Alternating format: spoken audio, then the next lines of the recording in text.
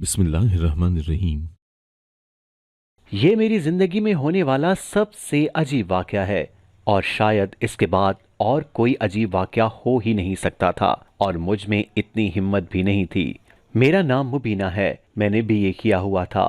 मैं अपनी अम्मी के साथ रहती थी। हमारा इस दुनिया में कोई भी नहीं था क्योंकि मेरी अम्मी किसी की दूसरी बीवी थी और वो मेरी अम्मी को घर से निकाल चुका था। इसने मेरी अम्मी की खूबसूरती देखकर निकाह कर लिया और मैं भी पैदा हो गई। लेकिन जब उसकी पहली बीवी को पता चला तो उसने मेरी माँ को तलाक दे दी और कहा कि मेरी पहली बीवी अगर मुझे छोड़कर चली गई तो मेरे सारे खानदान में कोई इज्जत नहीं रहेगी और गरीब भी हो जाऊंगा क्योंकि सब कुछ मेरी पहली बीवी का है। वो इंसान बड़ा ही अजीब था तो मेरा बाप, लेकिन उसमें इतनी हिम्मत नहीं थी कि उसने हमें अकेला छोड़ दिया। मेरी माँ पहले लोगों के घरों में काम करती रही, मुझे पढ़ाया लिखाया और उसके बाद बीमार होकर बिस्तर पर पड़ गई। अब मेरी बारी थी कि मैं उनकी मदद करती और मैं मैदान में आती और मैदान में आ भी गई थी।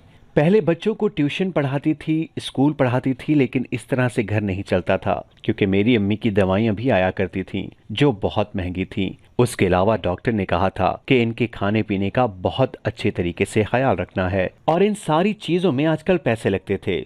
उनको क्या बीमारी थी इसकी समझ में नहीं आती थी। बस वो बिस्तर पर पड़ी थी और उठ ही नहीं सकती थी। शायद उनका मर्ज उनका दुख था। मोहब्बत ने उनको मारा था। मेरी अम्मी मुझे कहती थी कि जब तक मैं जिंदा हूँ तू किसी से शादी कर ले ताकि मैं सुकून से मर सकूं। लेकिन मैंने अम्मी को कह दिया था कि आपने शादी की तो क्या हो गया, मैं कभी किसी से शादी नहीं करूंगी। जब मेरी माँ ने मेरे बाप से शादी की है तो मेरी माँ को नहीं पता था कि वो पहले से शादीशुदा है। मैंने सोच लिया कि मुझे कोई ऐसी नौकरी करनी चाहिए जिसमें मुझे महीने के पैसे मिलें। इस तरह प्राइवेट स्कूल्स में पढ़ाकर बच्चों को घर में ट्यूशन पढ़ाकर कुछ नहीं होने वाला। फिर मुझे मेरी एक दोस्त ने एक नौकरी के बारे में बताया कि वहाँ का मालिक बहुत ही नेक दिल है, वो तुम्हें नौकरी जरूर देगा।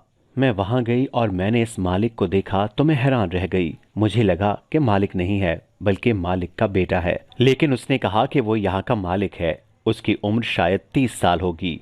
उसका नाम शाहजेब था। वो बहुत ही खूबसूरत इंसान था। मैंने उससे अपने बारे में बताया, ज्यादा नहीं था पर यह बताया कि मैं मजबूर हूँ। उसने कहा यहाँ आपसे पहले जो लोग आए हैं उन्होंने काफी सारे कोर्सेज भी किए हुए थे और मैं सुबह से बैठा हूँ और मैंने इतने सारे लोगों को रिजेक्ट कर दिया जिनकी क्वालिफिकेशन आपसे ज्यादा थी। लेकिन पता नहीं क्यों मुझे ऐसे लगता है कि आपको इस नौकरी की बहुत जरूरत है। वो अच्छा इंसान था। कहते हैं कि अच्छे इंसान दूसरों के दुखों का अंदाजा लगा लेते हैं। उसने भी अंदाजा लगा लिया कि मैं वाकई मजबूर हूँ और उसने मुझे नौकरी पर रख लिया। जब मैं ऑफिस में आकर बैठी तो एक लड़की ने कहा कि अजीब बात है, सुबह से इतने ज्यादा काबिल लोगों को रिजेक्ट करने के बाद तुम्हें रख लिया। कहीं तुम्हारी शक्ल देख के तो नहीं रखा? आजकल ऑफिस में लड़कियों को शक्ल देख कर ही रखा जाता है।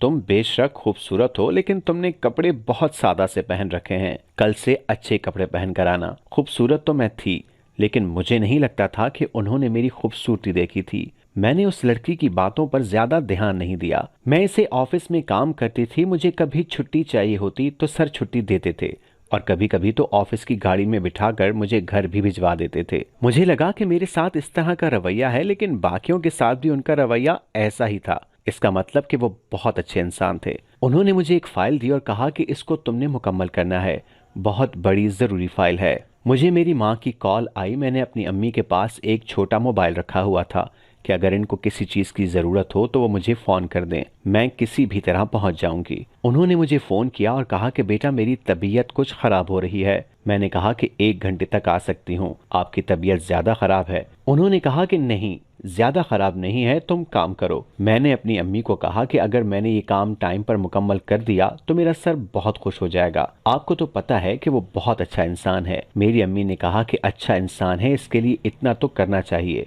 मैं अपने काम में मसरूफ हो गई। मुझे वक्त का पता ही नहीं चला। थोड़ी देर के बाद मैंने अम्मी को कॉल की तो वो कॉल नहीं उठा रही थी। बैल तो जा रही थी पर कॉल नहीं उठा रही थी। मैं परेशान हो गई थी।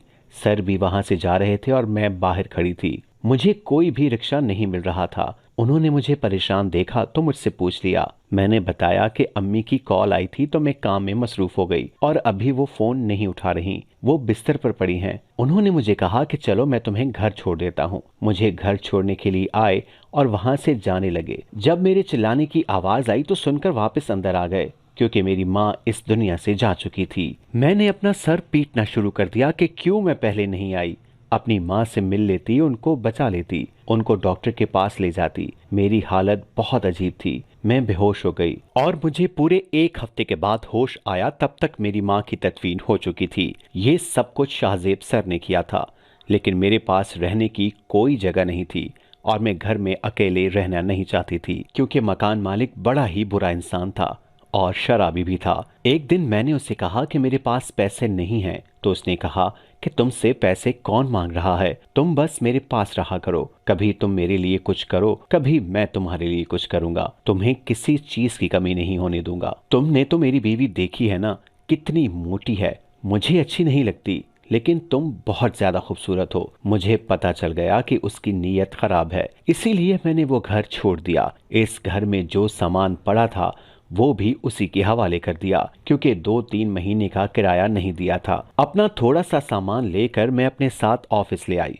सब मुझे देखकर हैरान हो रहे थे कि ये तुम्हारे पास इतना बड़ा बैग क्यों है, तुमने क्या यहाँ से कहीं जाना है? तो मैंने कहा कि मैंने किसी रिश्तेदार के घर जाना है, लेकिन मैंने छुट्टी नहीं ली थी। सोचा कि शाम तक ऑफिस में बैठ जाऊंगी, उसके बाद देखूंगी कि कहाँ जा सकती हूँ। सारे लोग ऑफिस से निकल गए और मैं ऑफिस में ही छुप गई।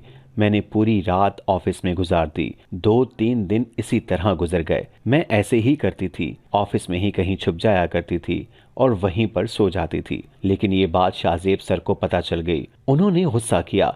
मुझे लगा कि वो गुस्सा हो रहे हैं कि मुझे ये सब कुछ नहीं करना चाहिए। उन्होंने कहा, तुम पागल हो, ऑफिस में अकेले सो जाती हो। अगर किसी ने तुम्हें यहाँ देख लिया, उसे पता चल गया तो तुम सारी रात यहाँ पर अकेली होती हो, तो उसके बाद क्या होगा? मैं भी परेशान थी कि मैं क्या करती। मैंने रोना शुरू कर दिया। उन्होंने कहा कि तुम मेरे घर चलो और वहीं पर रहना। मैं ये सुनकर हैरान हुई। मैंने कहा, नहीं, मैं आपके घर कैसे आ सकती हूँ? मैं तो आपको अच्छी तरह जानती भी नहीं हूँ। उसने कहा कि यहाँ पर रहने से अच्छा है कि तुम मेरे घर ही आ जाओ, तुम्हें कोई मसला नहीं होगा। मैं यकीन दिलाता हूँ, मेरी बात का यकीन करो। उस शख्स ने मेरे साथ अभी तक कितनी भलाई की थी। मैंने उसका भरोसा कर लिया और मैं उसके घर चली गई। जब घर में दाखिल हुई तो वहां पे नौकरानी थी जो काफी बड़ी उम्र की थी।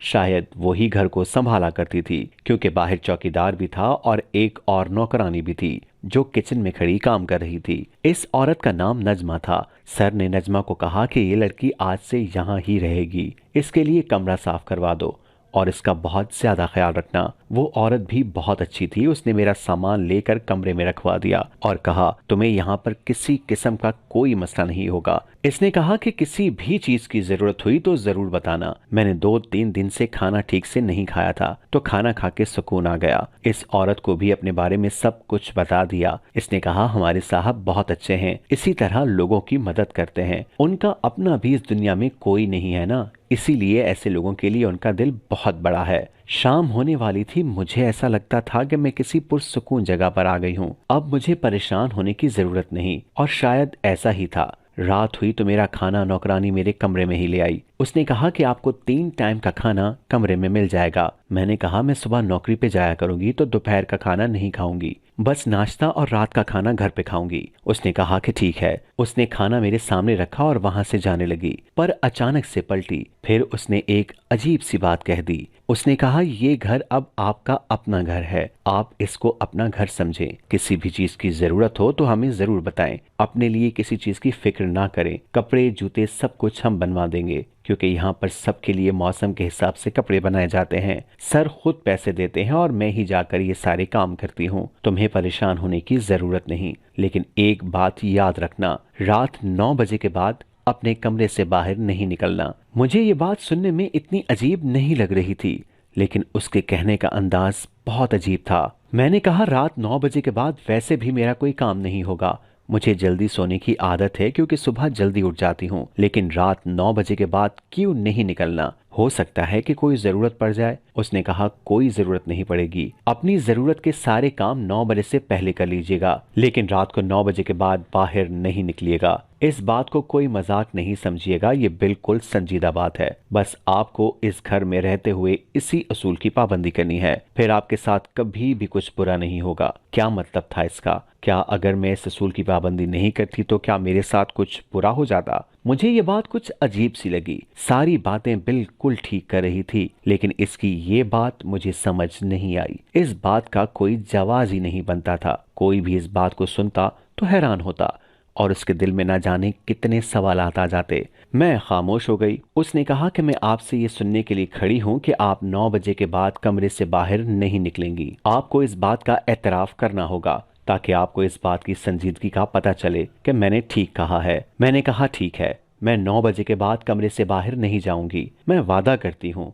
उसने कहा बिल्कुल ठीक है, आप बहुत अच्छी इंसान हैं, अल्लाह आपका यहाँ वक्त बहुत अच्छा गुजारे। मैंने कहा मैं हमेशा यहाँ नहीं रह सकती, अपने लिए कुछ न कुछ करना पड़ेगा। थोड़े पैसे जमा हो जाएं तो यहाँ से चली जाऊंगी। उसने कहा कि ये तो आपके मामलात हैं, अल्लाह आपके लिए आसानी पैदा करे। अब मैं यहाँ से चलती हूँ, किसी चीज की जरूरत हो तो वो भी बता दें। मैंने कहा नहीं, किसी चीज की जरूरत नहीं है। मैंने खाना खा लिया। कमरे के अंदर ही बाथरूम भी था, जरूरत की चीजें भी मौजूद थी। कमरे में टीवी भी था और एसी भी था, लेकिन अभी तो सर्दियों का मौसम था। पानी पीने के लिए भी अंदर ही पानी रखा गया था। वैसे भी 9 बजे के बाद मुझे बाहर निकलकर करना क्या था? मैं जल्दी सो जाती थी। मेरी माँ ने आदत डाली हुई थी, सुबह उठ जाती थी, नमाज पढ़ती थी और फिर ऑफिस के लिए निकल जाती थी। यहाँ पर भी मेरी यही रूटीन थी। आज की रात तो पुरसुकून गुजर गई। अम्मी की बहुत याद आ रही थी, लेकिन इस बात पर खुश थी कि मेरी इज्जत और मैं महफूज हैं, वरना मैं कहाँ जाती, क्या करती। जो रातें मैंने ऑफिस में गुजारी थी, मैं उनमें बहुत ज्यादा डरती रहती थी। मुझे नींद भी नहीं आई थी। आज बहुत अरसे के बाद सुकून की नींद आई थी। सर ने कहा था कि ऑफिस वालों को ये बात बताने की जरूरत नहीं है कि तुम मेरे घर में रहती हो, नहीं तो वो उल्टी सीधी बातें करेंगे और तुम्हारे खिलाफ बातें हो, ये मुझे अच्छा नहीं लगेगा। मैंने कहा कि मैं किसी को नहीं बताऊंगी। कोई मुझसे पूछेगा तो कह दूंगी कि अपने घर में रहती हूँ। शाहजेब सर की एक बात बहुत अच्छी लगी थी कि वो ऑफिस में मेरे साथ ऐसे पेश आते थे कि जैसे हम एक घर में रहते ही नहीं हैं। उन्होंने ये भी कहा था कि वो मुझे ऑफिस से घर नहीं ले जाया करेंगे, जबकि मैंने भी तो इसी घर में जाना होता था। लेकिन इसलिए उन्होंने वैन वाला लगा दिया जिसके साथ मैं आया जाया करती थी। एक दिन अजीब मंजर देखा। मैंने देखा कि वो अपने ऑफिस में बैठे थे और मैं कोई फाइल देने जा रही थी, लेकिन कांच के दरवाजे से इनको देख के मैं साइड पे हो गई और फिर चुपके से उनको देखने लगी। वो वहां पर बैठे रो रहे थे। मैं हैरान रह गई कि मर्द वैसे ही मुश्किल से रोते हैं और इस तरह ऑफिस में बैठे वो भला क्यों रो रहे थे? ऐसी भी क्या बात थी? उनके रोने का अंदाज ऐसा था जैसे कोई बेबसी से रोता है। वो बहुत बेबसी से रो रहे थे। उनको न जाने किस बात का दुख हो रहा था। फिर उन्होंने किसी को कॉल मिलाई और उससे बात करने लगे। थोड़ी देर के बाद उन्होंने कॉल बंद कर दी और अपने आंसू साफ कर लेने के बाद अपनी जेब से कुछ पैसे निकाले और उनको मुख्तलिफ लिफाफों में डालने के बाद वापस अपनी कोट की अंदरूनी जेब में रख लिए। मुझे समझ नहीं आ रहा था कि ये क्या कर रहे हैं। मैं अंदर गई तो मैंने फाइल रख दी। मुझे लगा कि वो मुझसे भी नजरें चुरा रहे थे। उनकी शक्ल से लग रहा था कि वो रोए हुए हैं, इसलिए मेरी तरफ नहीं देख रहे थे। मैं जाने लगी तो उन्होंने कहा कि घर में किसी चीज की जरूरत तो नहीं है आपको? मैंने कहा नहीं, अल्लाह का शुक्र है, सब कुछ ठीक है। सर मैं हमेशा आपके घर नहीं रह सकती। उन्होंने कहा कि मैं समझ सकता हूँ, जब तक आपका कोई इंतजाम नहीं हो जाता आप रहें, लेकिन इंतजाम कहाँ हो रहा है ये मैं जरूर देखना चाहूंगा। मैं उनकी बात समझी नहीं। मैंने कहा कि मुझे आपकी बात समझ नहीं आई। उनका कहना था कि किसी ऐसी जगह न पहुंच जाइएगा जहां पर आपकी जान और इज्जत को खतरा हो। इसीलिए मैं आपको ये बात समझाना चाह रहा हूं कि कोई जल्दी नहीं है। रात में अपने कमरे में थी और मुझे नींद नहीं आ रही थी। मैंने खाना खा लिया था। 9 बजे से पहले ही मैंने अपने सारे काम खत्म कर लिए कि अगर मैं इस घर में रहती थी तो इस घर के एक छोटे से असूल का मुझे मान रखना ही चाहिए था। लेकिन आज मुझे नींद नहीं आ रही थी और जैसे ही 9:20 का वक्त हुआ मुझे रोने की आवाजें आने लगी। मुझे लगा कि आवाज कहीं आसपास आ रही थी, लेकिन मुझे अच्छी तरह पता था कि यहाँ पर आसपास कोई भी घर नहीं था। ये घर टाउन में बना हुआ था और ये टाउन भी शायद नया बना था, इसीलिए यहाँ प्लॉट खाली थे। और ये आवाज तो बहुत करीब से आ रही थी। फिर मुझे इस बात पर यकीन हो गया कि ये आवाज घर के अंदर से ही आ रही है, लेकिन ये आवाज एक लड़की के रोने की थी। थोड़ी देर के बाद ऐसी आवाज आने लगी कि जैसे दो तीन लड़कियां मिलकर रो रही हैं। मैं हैरान रह गई। मुझे यकीन हो गया था कि वो लड़कियां घर में ही हैं, लेकिन इस घर में तो सिवाय शाहजेब सर के अलावा कोई भी नहीं रहता था। नौकर भी अपना काम करके चले जाया करते थे।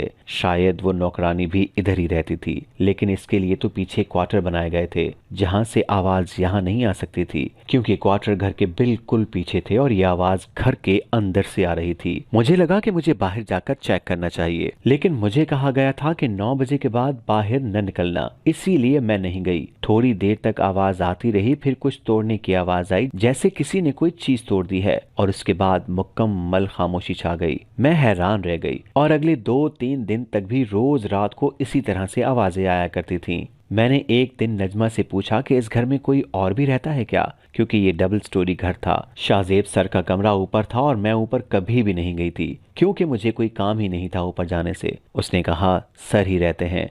मैंने कहा कि उनके माँ बाप उसने कहा कि उनके माँ बाप के बारे में हमने कभी नहीं सुना और ना हमने उनसे सवाल किया। उन्होंने बताया कि कोई रिश्तेदार जो इस घर में आता हो। इस बात पर वो कहने लगी कि तुम क्यों पूछ रही हो। मैंने कहा ऐसे ही पूछ रही हूँ। उसने कहा कि उनका कोई रिश्तेदार नहीं आता, वो अकेले हैं और अकेले रहते हैं, उनको अकेले रहना ही अच्छा लगता है। मैंने कहा कि उन्होंने अभी तक शादी क्यों नहीं की। उसने कहा कि देखो, वो ना तो मेरे भाई हैं ना मेरे बेटे हैं जो मुझे हर बात बताते हों। नहीं की शादी तो हम क्या कर सकते हैं। वैसे वो लड़की होगी बहुत खुशकिस्मत जो कि उनकी जिंदगी में आएगी। मैंने कहा हाँ वाकई बहुत खुशकिस्मत होगी, क्योंकि हैं तो वो बहुत अच्छे इंसान। मैंने कहा कि जुमेरात को मैंने कुछ अजीब सी आवाजें सुनी थी। नजमा सब्जी काट रही थी। उसने अपने हाथ रोक दिए। उसने कहा कैसी आवाज। वो बिना मेरी तरफ देखे हुए बोली, जैसे कि घबरा गई हो। मैंने कहा कि लड़कियों की आवाजें थी, जैसे वो रो रही हों। उसने कहा कि अच्छा, वो साहब शायद अपने कमरे में टीवी लगा के बैठे होंगे। टीवी के बारे में नहीं पता,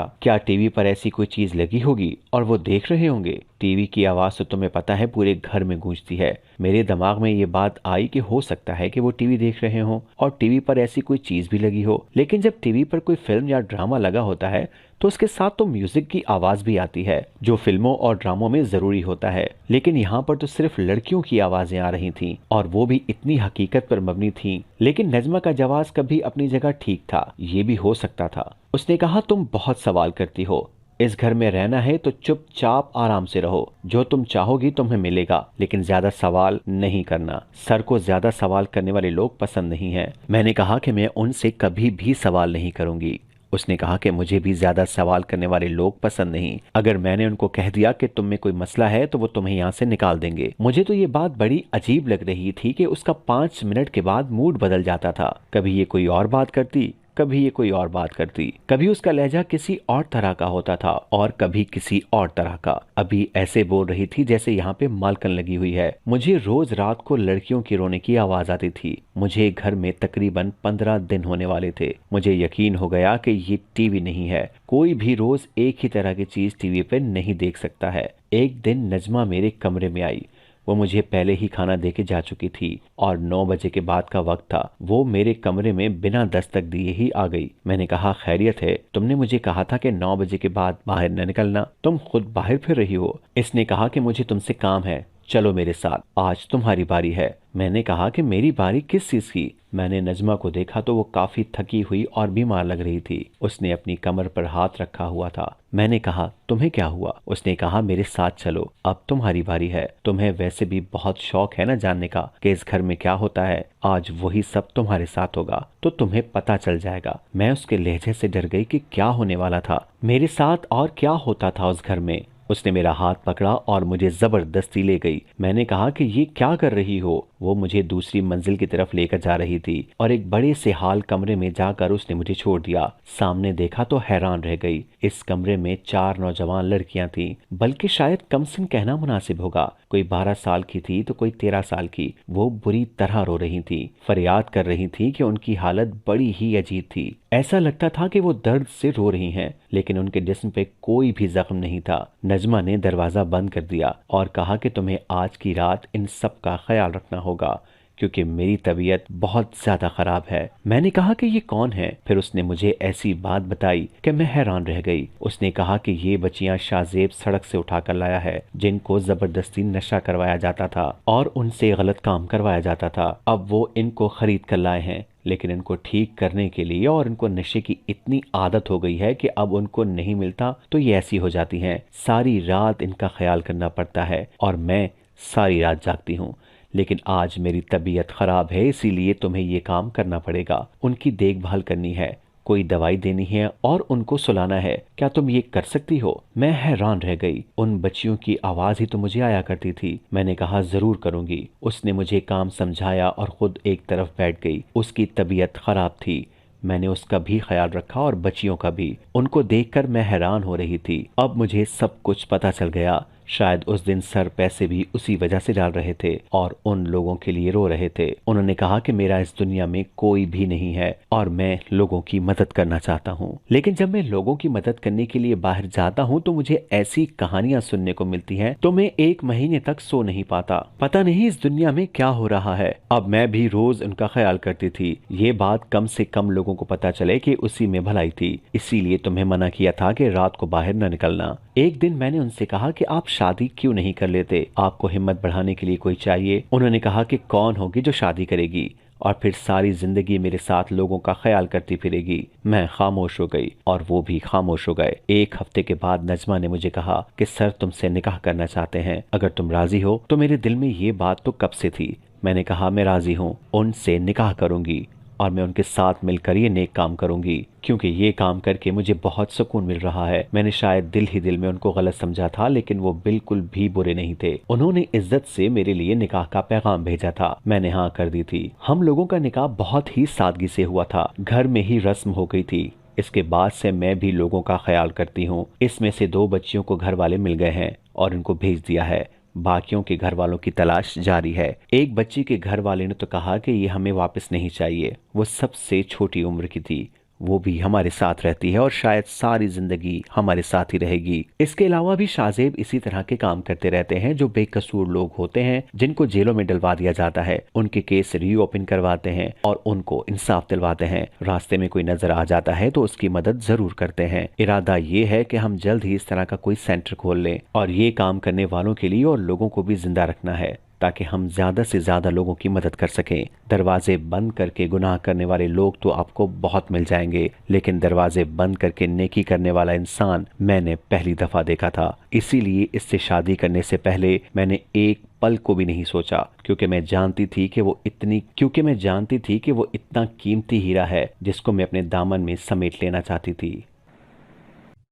अगर आपको आज की कहानी पसंद आई है तो वीडियो को जरूर लाइक कीजिएगा और अपने दोस्तों के साथ भी शेयर कीजिएगा। और हाँ, अगर आपने अभी तक हमारा चैनल सब्सक्राइब नहीं किया तो जरूर सब्सक्राइब करें। मिलते हैं कल एक नई और दिलचस्प कहानी के साथ। अल्लाह हाफिज।